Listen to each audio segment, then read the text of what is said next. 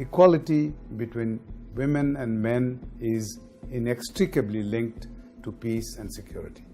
What we need is sustainable peace. And for sustainable peace, we need the voices of women. If women aren't involved, if girls and young women aren't involved in defining their peace and security, there will be no peace. Evidence has shown that where women are involved, there's just more attention to real questions of peace building.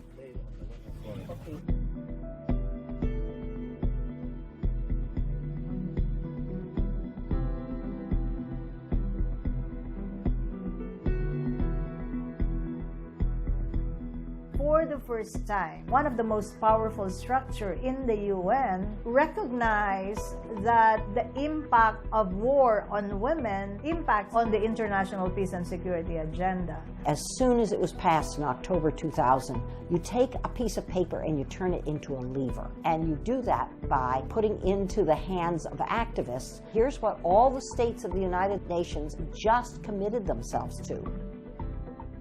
Since the resolution was adopted by Security Council, we have been using it in our work. 1325 has opened new avenues and windows for us to initiate dialogues with partners that we never talked to, like the security sector, the Defense Ministry, the Ministry of Home Affairs.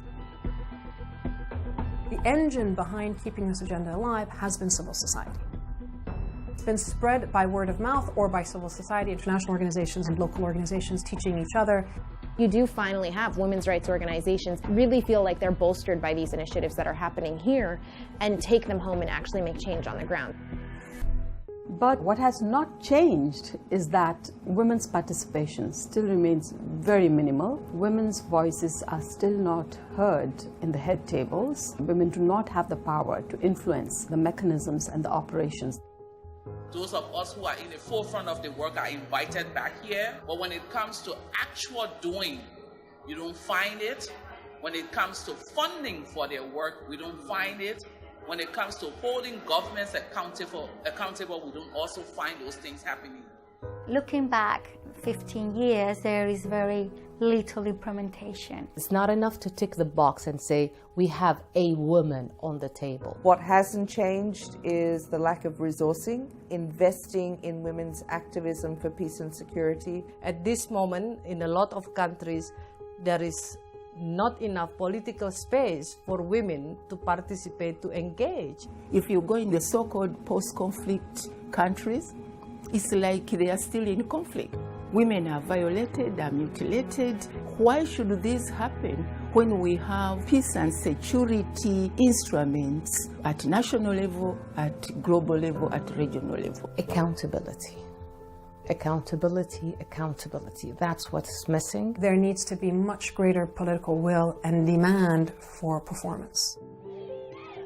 The 15th anniversary has created a global momentum to ensure that the words are translated into actions. There are steps forward, especially in the UN system, more women in leadership. We see women's contribution to post-conflict reconstruction. You see now an increase of female officers who are deployed, which makes an immediate impact. If you have them in your mediation team, in your negotiating teams, if you have them in military observer teams, that has an extra effect in building the confidence and the trust with the local population.